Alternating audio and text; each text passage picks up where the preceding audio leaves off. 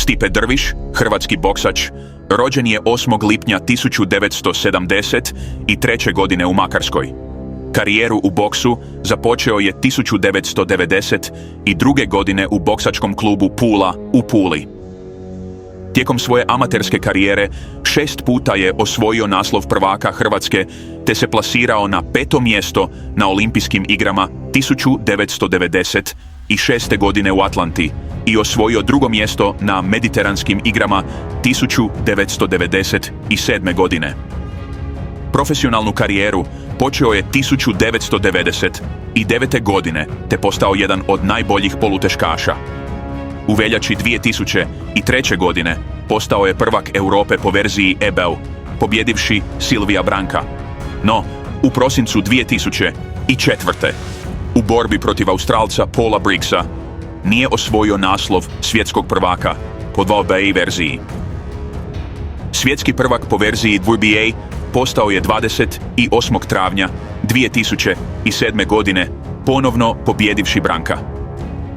Uskoro nakon osvajanja naslova izjavio je želju za povlačenjem iz boksa. Međutim, u prosincu iste godine, ozlijeđen i bez motiva za daljnje borbe, izgubio je naslov od Dannya Greena u Perthu, znajući da mu je to posljednja borba u karijeri. Svoju profesionalnu karijeru okončao je s 34 borbe, od kojih je pobjedio u 32, te doživio 2 poraza.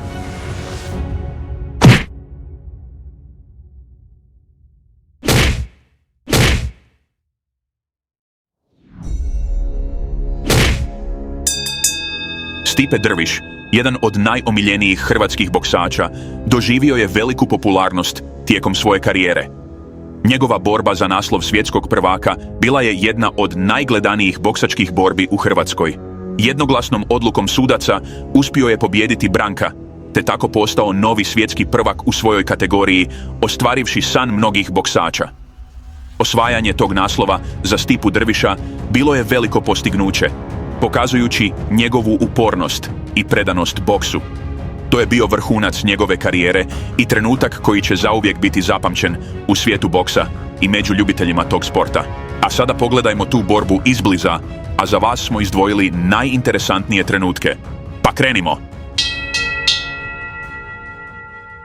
Znam, zvoni zadnja runda, znači znao sam ako je dobro rekao, ako je dobro vidio, pobjedio sam, znači prvak sam. Ali uvijek čekaš da će, kada kaže novi, znaš kad je proglašenje. Znaš koji je osjećaj. Nema ljepšeg osjećaja. Nema, ništa se s tim ne može usporediti. 2007. godina.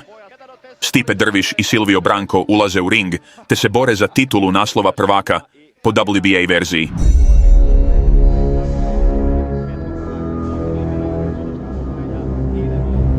Čeka znak i ovoga trenutka borba kreće. Sretno Stipe! Prva runda započinje i završava u odmjeravanju snaga, no Stipe ipak pokazuje laganu dominaciju i koncentriranost ne samo početkom, već i tijekom cijelog meča.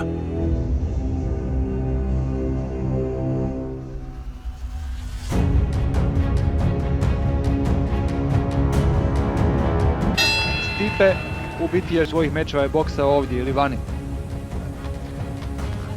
U drugoj rundi Silvio Branko dobiva nekoliko dobrih udaraca od Drviša. A u trećoj rundi i Branko pokazuje svoje znanje boksa.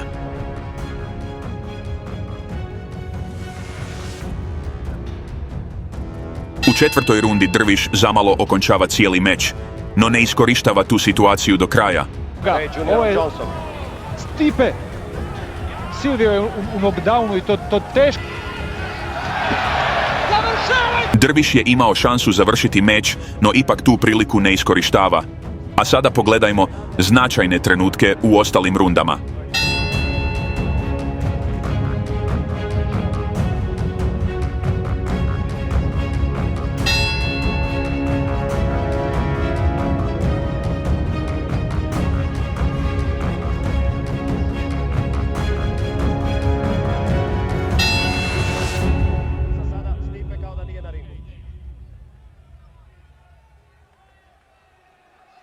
U osmoj rundi Drviš dobiva značajne udarce, ali ne pada zbog toga. Stipe. Primio je par težih udarca, nije pao od udarca. Nije pao od udarca, ali je primio par težih udarca. Jedna nova priča, evo to je taj trenutak, ostavio u raskoraku, okliznuo se tamo jer je mokar taj dio kuta gdje se nalaze talijanski treneri, odnosno Silvio Branco i odlična reakcija.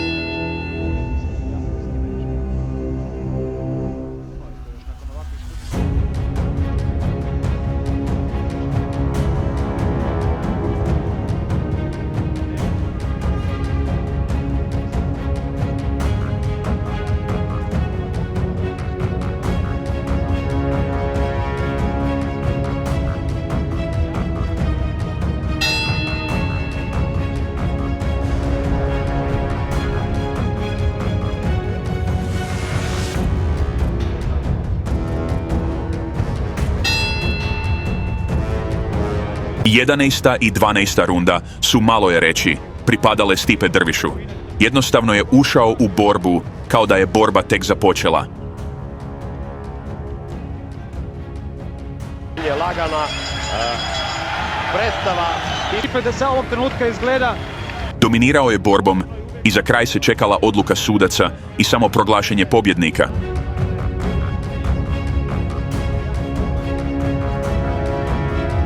Ali uvijek čekaš da će, kada kaže novi, znaš kad je proglašenje. To lijepo reći, Stipe Drviš je svjetski prvak! Onaj poraz u Cardiffu, pa nokaut, Stipe Drviš je novi svjetski prvak. Osvajanje tog naslova bilo je veliko postignuće za Stipu Drviša, pokazujući njegovu upornost i predanost boksu. To je bio vrhunac njegove karijere i trenutak koji će zauvijek biti zapamćen u svijetu boksa i među ljubiteljima tog sporta. Ako vam se svidio video, uključite obavijesti da ne propustite sljedeći video, a do tada lijep pozdrav!